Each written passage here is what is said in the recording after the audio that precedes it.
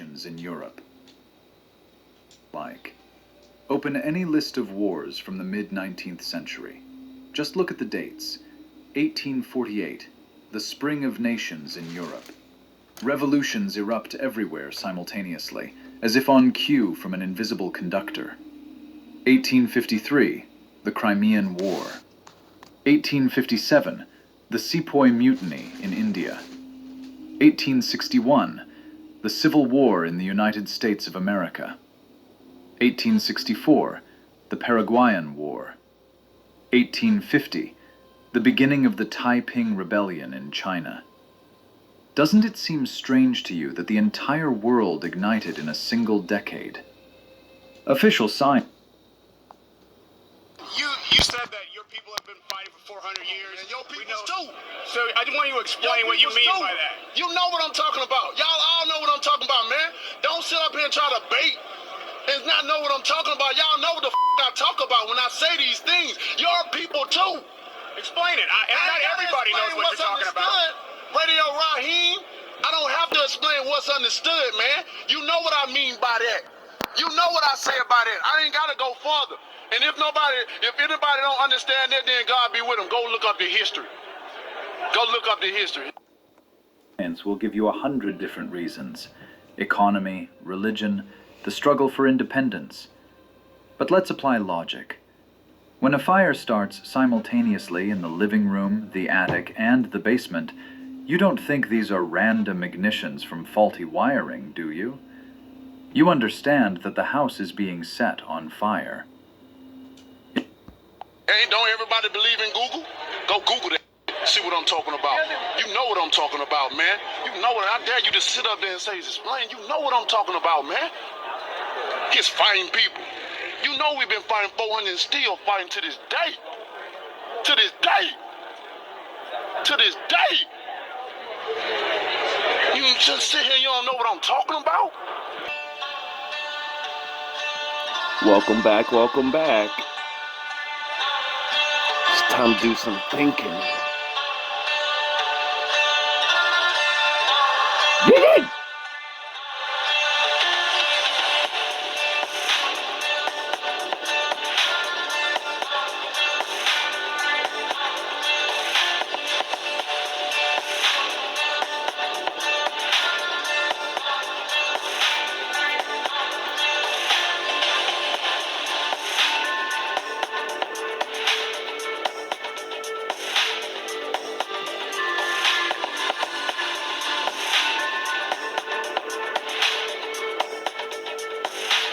I just made a video recently that the history the white man teaches us doesn't make any fucking sense.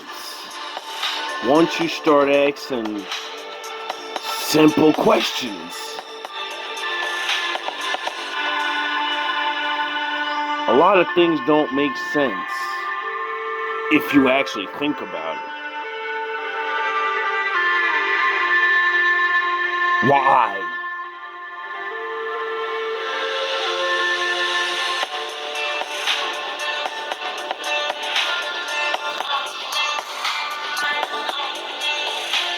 Yeah.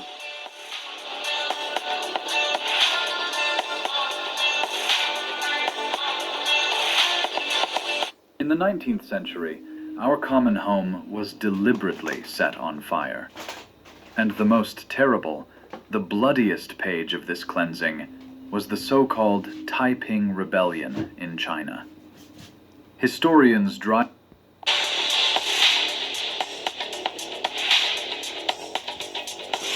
I wonder why the Chinese had to get so busy. I wonder why the Great Wall is, inverted, meaning the cannons are facing China. You build a wall and you have your cannons facing you, or do you have your cannons facing out towards the enemy? So, did you build a wall to surround people and trap them there? I think that's what the oldest trick in the Bible is. Surround the city and make them starve.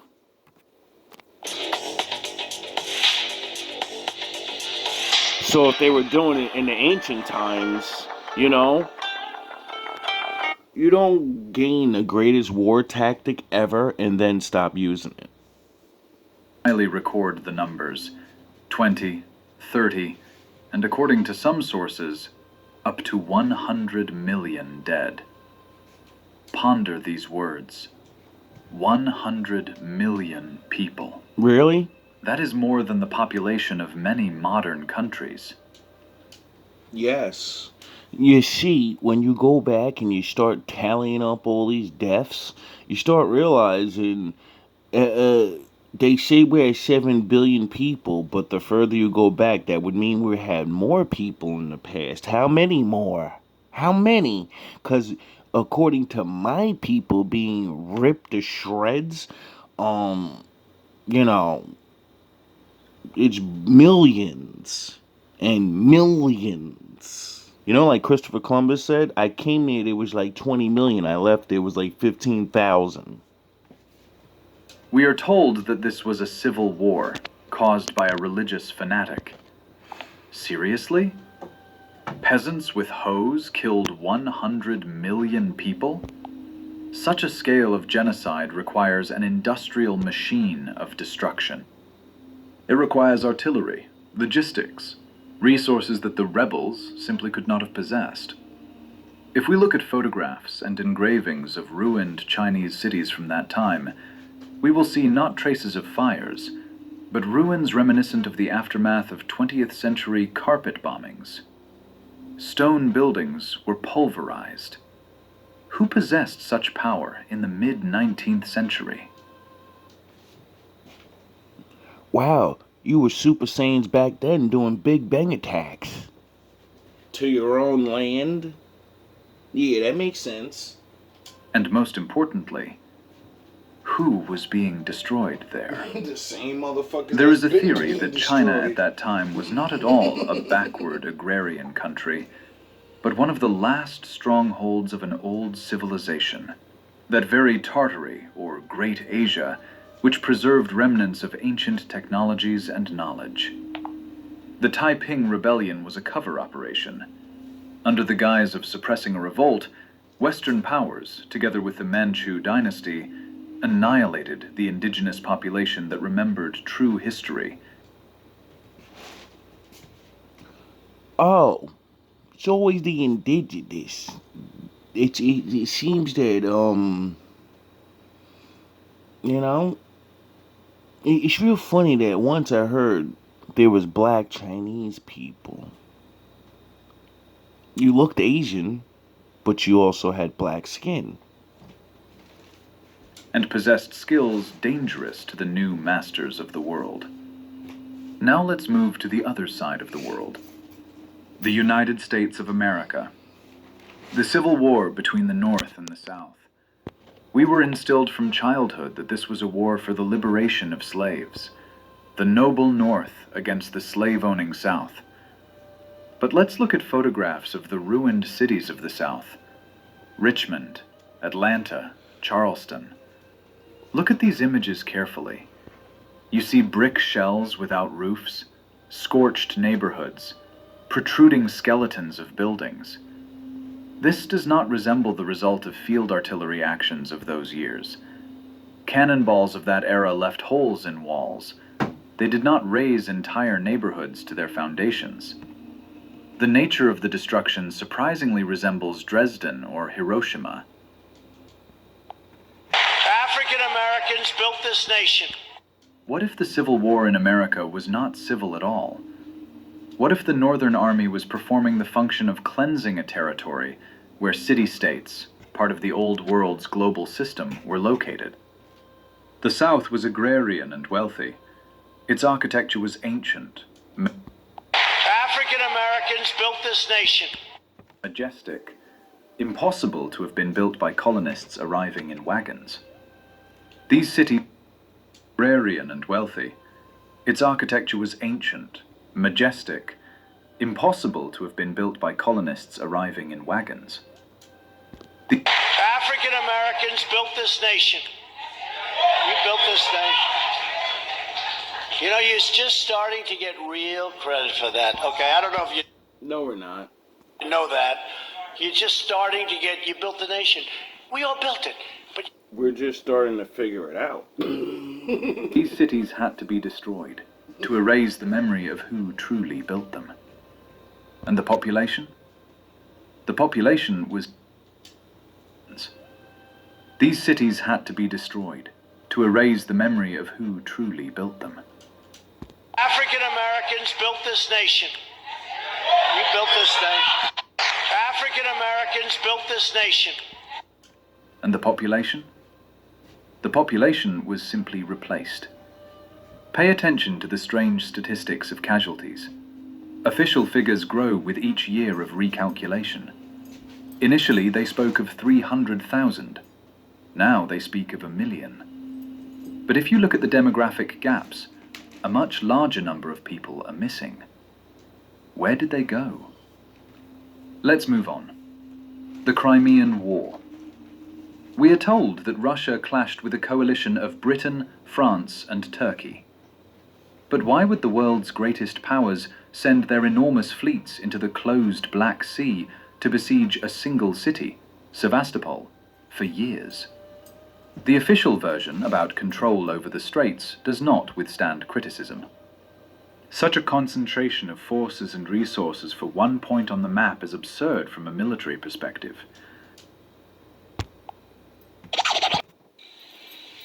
There's old Ben. Hey! Lay your palms flat on that tabletop. If you lift those palms off that turtle shell tabletop, Mr. Pooch is gonna let loose with both barrels that sawed off. There have been a lot of lies set around this dinner table here tonight, but that you can't believe. Mr. Moody. Unless the goal was entirely different. Look at the bastions of Sevastopol before its destruction. These are cyclopean structures, carved into the rock, with underground communications that could not be built with a pickaxe and shovel under enemy fire. Sevastopol, like many other star forts... Isn't it amazing that they say we came places and then we built all this stuff real fast, right?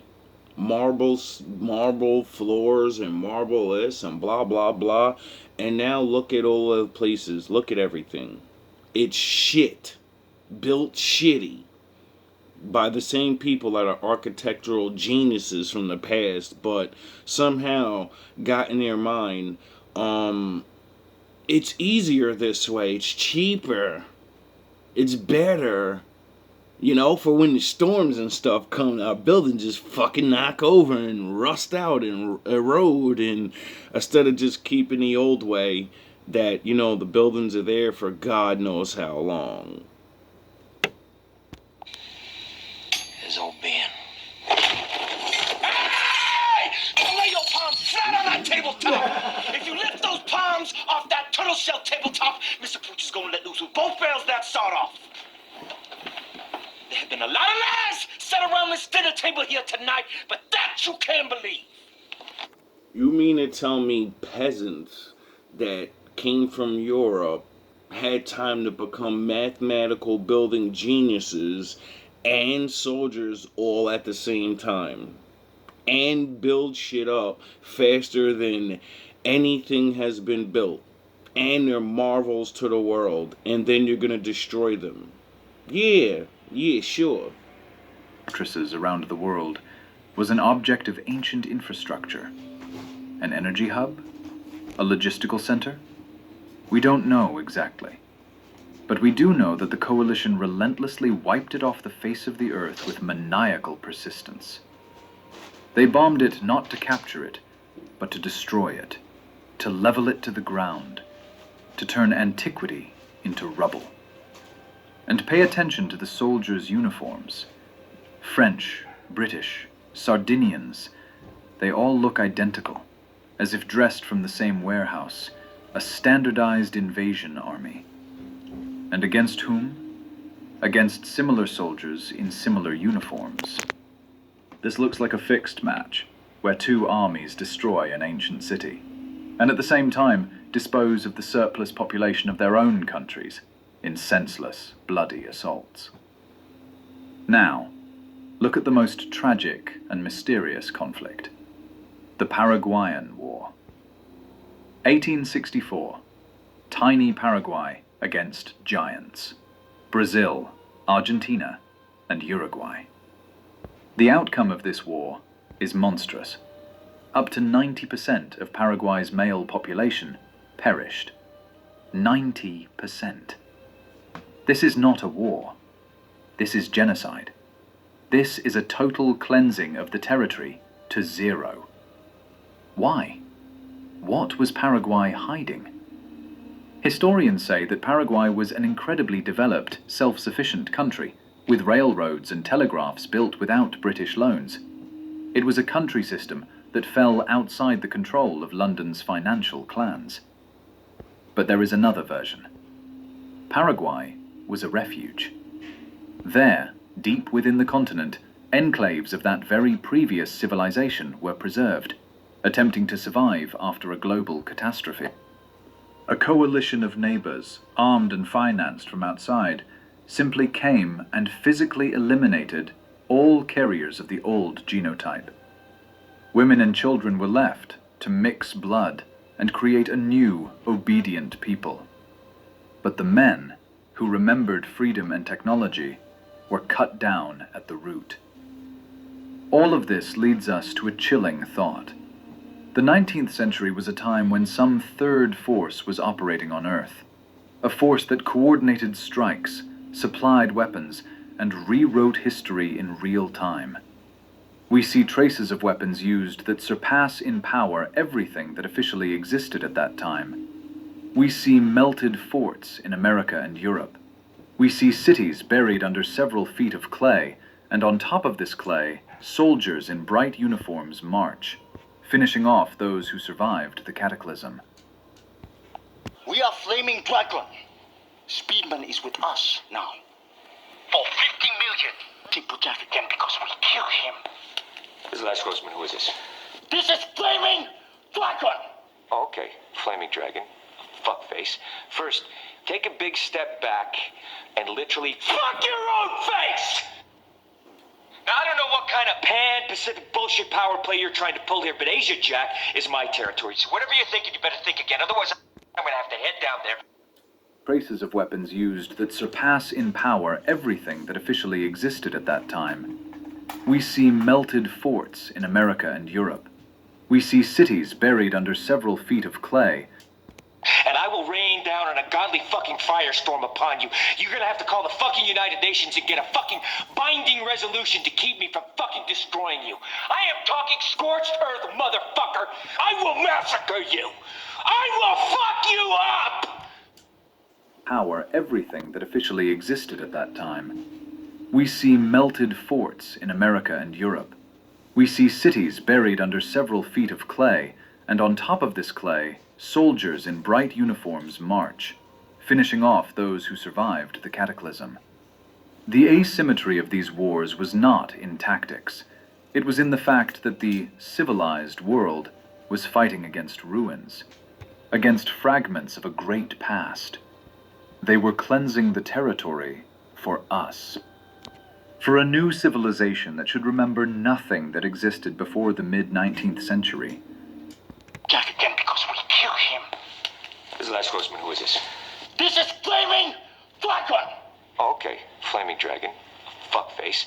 First, take a big step back and literally fuck your own face! Now, I don't know what kind of pan-Pacific bullshit power play you're trying to pull here, but Asia Jack is my territory. So whatever you're thinking, you better think again. Otherwise, I'm gonna have to head down there, and I will rain down an ungodly fucking firestorm upon you. You're gonna have to call the fucking United Nations and get a fucking binding resolution. And to hide the traces of this crime, they invented the terms industrialization, colonial wars, and civil conflicts. But you cannot deceive mathematics. The demographic collapses of that time scream that the Earth's population decreased not by percentages, but by orders of magnitude. And now we will try to understand exactly how this happened and what technical means were used for it. Let's set aside emotions and turn to dry, ruthless logistics. Any military expert will tell you that war is primarily about supply. For an army of 100,000 people to operate effectively in foreign territory, it needs tons of food, fodder for horses, gunpowder, lead, and medicine daily. Official history claims that in the mid-19th century, all of this was delivered on creaking carts over muddy dirt roads, or by sailing ships dependent on the wind. But if we overlay maps of military operations onto maps of the actual terrain passability of that time, we run into an insoluble contradiction. The scale of operations in China, India, and America is technically impossible with the level of transport development that we are told about in school. Take, for example, the so-called colonial conquests. We are told that the British, French, and Dutch sailed to wild shores, planted a flag, and within a couple of years erected magnificent cities there, with parliaments, train stations, universities, and banks. Yeah, sure. This year, give yourself a gift. Melbourne, Cape Town, or Hanoi in the mid-19th century. These are granite and marble colossi with columns, intricate stucco work, and perfectly calculated acoustics. Historians... You're telling me that you guys came here and something that probably takes about fucking couple of years to build, you know, because you gotta like you gotta find the material, you know, marble and granite aren't just everywhere. So, you know, there would be a lot of evidence of going to do these things. assure us that all of this was built by convicts, soldiers, and uneducated local laborers using primitive winches and hand saws. Do you believe that, amidst constant revolts, epidemics, and a lack of industrial base, masterpieces of ancient caliber could be built from scratch? Or is it more logical to assume that these cities had already stood there for hundreds, perhaps even thousands of years? And the colonizers simply occupied the empty buildings, put up their signs, and called it founding You said that city? your people have been fighting for 400 years. And your people too. So I just want you to explain what you mean by that. You know what I'm talking about. Y'all all know what I'm talking about, man. Don't sit up here and try to bait and not know what I'm talking about. Y'all know what the I talk about when I say these things. Your people too. And the colonizers simply occupied the empty buildings, put up their signs, and called it founding a city? The asymmetrical wars of the 19th century were wars for real estate, a global corporate takeover. That's why the destruction was so selective.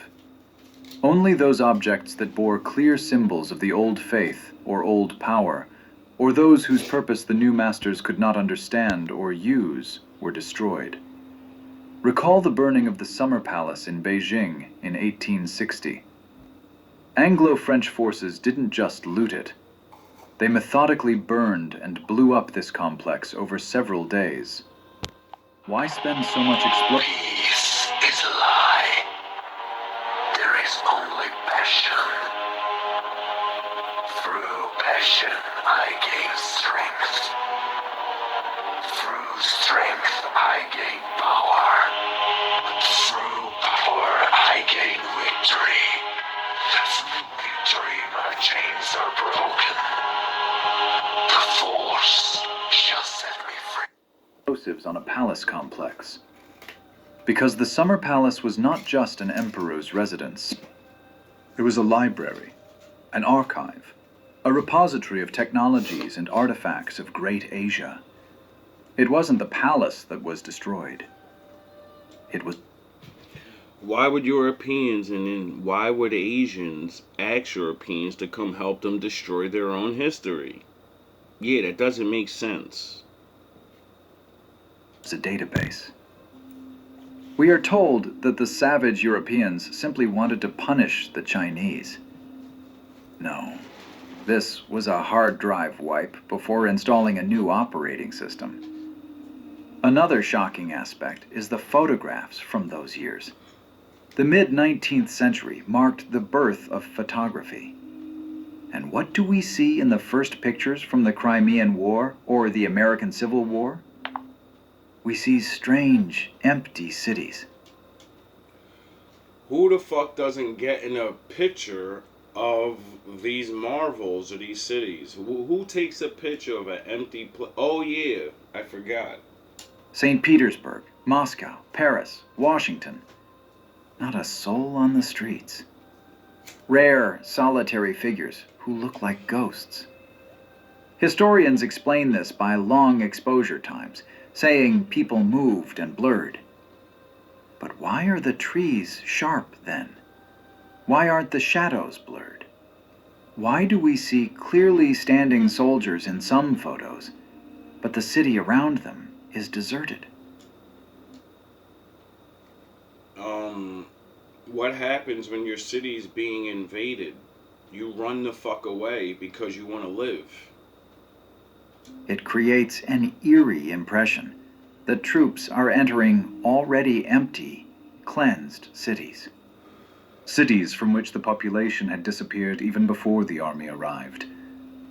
Perhaps the wars were not fought against armies, but against the remnants of survivors after some cataclysm that had devastated these metropolises. The armies of the 19th century were marauders who came to the ruins of a great civilization to finish off the survivors and appropriate what remained. Note the so-called architecture of ruins, popular in paintings of that era. Artists painted ancient ruins not because it was fashionable. They painted from life. The entire world in the mid-19th century was... You know, it's really a question that just popped in my head. Modern man has figured out to build some, like the average regular ass guy, we're starting to figure out to build marble cities and all. It takes real skills and tools, right?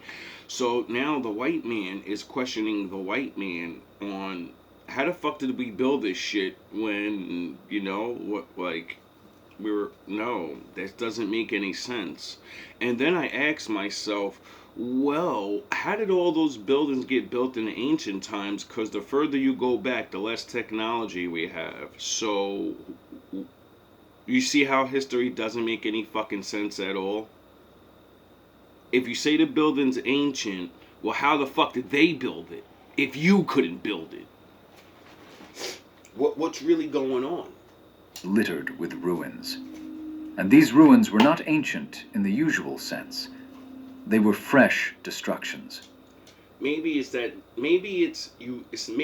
not that you can't build it, you just won't build it. For what reason, I have no idea. Those places do look really nice. And the modern city is the shittiest thing I've ever seen in existence. When I look at any time period and shit, I'm like, yo, these new modern, this shit it's terrible. It's depressing, it's gloomy, it's dry, and it's pathetic. Military actions were carried out to completely level what could not be restored, and to bury the first floors of what was decided to keep in soil.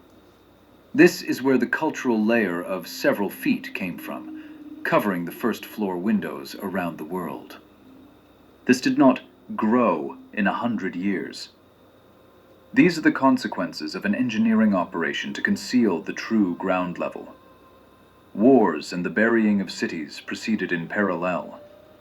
While some regiments finished off resistance in the mountains of the Caucasus or the American prairies, other engineering battalions filled the streets of European capitals with clay and earth, creating a new landscape. But who was the enemy? Who exactly was being cleansed? Look at the maps of Tartary, which were still printed in encyclopedias until the mid-19th century. I'm so sick of people fucking asking that question like it's a fucking mystery. Who the fuck is the people on the bottom of the bottom and is looked at as nothing and are not allowed to be anything or do anything? Maybe it's them. You don't conquer somebody to say, yeah, now you're just right here with me. No, you conquer people and you put their fucking foot on their neck and you say, you stay the fuck down there. I run shit around here like Denzel. You know? Stop with the fucking stupid ass questions. Who the fuck did they take it from? Who do you think? And then suddenly disappeared. This is a gigantic territory, from the Ural Mountains to the Pacific Ocean, from the Arctic Ocean to India. This is not a desert. Hundreds of cities are marked there. Where are they now? Official history says that nomads lived there in yurts. But archaeology, the kind not shown to the general public, finds the foundations of enormous stone structures in the Siberian taiga, in the steppes of Kazakhstan, in the deserts of Turkmenistan. The asymmetrical wars were waged against a confederation of free city-states that did not submit to a single center in London or the Vatican. Their technological way of life was different. Perhaps they did not possess firearms in our understanding, using other principles of defense: sonic, vibrational, energetic, which ceased to work after a change in the planet's physical conditions. That very... Maybe they were using spiritual shit, you know? You know? Like the ether. That, like, you know, is known. Maybe the Bible, a little, like, you know, even though it's fucked with, maybe it's real. And the Lord said, the strangers are going to take your shit because you disrespected me and yourself. So you're gonna learn today. And I can't teach you, I only can show you. So what's the greatest way the Lord can show man to be good to man? By sending an enemy that'll conquer all of man. Yeah? cataclysm. And then they came to finish them off with primitive but effective gunpowder and lead. And here we come to the most terrifying question. Where did so many soldiers for these wars come from? You know they don't have to use lead bullets. You know, they use lead bullets because when you get shot with lead, it poisons your blood. So if the bullet doesn't kill you, you're going to go. You're going. You're not coming back, you know? See, people think it's just a bullet. No, it's not a bullet. It's a poison dart. Mechanically re-engineered. You get it? It's not a gun. It's a poisoner. That's what the fuck guns used to be. I'm gonna hit you with this fucking pure lead, and when it goes into your body, it's gonna poison your bloodstream, and you're done. If the population was partially destroyed by a cataclysm, where did the million-strong armies of the North, in the United States, or the colonial core of Britain come from? There is a frightening theory about cloning, or artificial human cultivation. Or everywhere you destroy 90% of the men, you have 90% of the women to run into now. You get it? It's not really hard to reproduce when you have women that they don't have 90% of their men. They're going to do what they're told to do. So not only do you have that, you have supposedly these men got to come from somewhere. So they got their own women, and then they got all the women they do this to. Every village, every city, every time they have new baby makers that are going to do nothing but make babies and stay slaves. Remember the strange orphanages and incubators that opened en masse around the world precisely in the mid-19th century? Or people figured out cloning a lot earlier, and you know, most of these people you're looking at, they're clones. They're not real people. They're real, but they're not real, you know? Huge number of orphans whose origins are obscure. These children were drilled, deprived of history, given new surnames, and sent to the army or factories. They were ideal cannon fodder. Do you know where your grandpa came from? Do you know where your grandma came from? She says she's Italian. She says she's Spanish. She says she's diddy-dibby-dibby-doo. Are you sure? Are you sure? Are you sure? People without a past, without ancestral memory, absolutely obedient to the system. A new army for a new world. See, I've been working on a theory for a while. How can I figure out who's a real one and who's not? People that something that's your heritage and something that is you is going to be something that you gravitate towards. Something that's not yours and you stole and you pretend and say, yeah, this is me. Eventually you're not going to give a shit about it because it's not yours. You don't give a fuck about it, really. It's not in your blood. It's not in your DNA. It's not in your vibration. So when we got a bunch of people that are swearing they're Christians or whatever and they don't even live one fucking law of the book, maybe now I understand why. And then now I'm in the future and all your children say, man, that book ain't real, that God ain't real, none of that shit's real. I'm gonna go believe in some new shit. I'm gonna believe in whatever news made up. Yeah, that's kind of weird. Their task was to kill the old humanity. And judging by the demographic gaps and the change in the ethnic composition of many regions, they accomplished this task brilliantly. Now, At what cost? prepare for your skepticism to undergo its most severe test. We have reached a point of no return in our investigation. If previous facts could still be attributed to coincidences or chroniclers' errors, we will now touch upon things that are physically impossible to explain within the official paradigm. Let's talk about technologies of destruction. Look at the forts and fortresses that were supposedly bombed in the mid-19th century. Fort Sumter, Fort Pulaski, fortifications near Paris or Kronstadt. We are told they were fired upon with cast iron cannonballs filled with black powder. But what do we actually see? We see melted brick. We see granite that flowed like wax. The melting point of granite is about 2,200 degrees Fahrenheit, Oh, really? about 1,200 degrees Celsius. Wow, it's like 9/11 all over again. Things are just melting. Because of gasoline fire.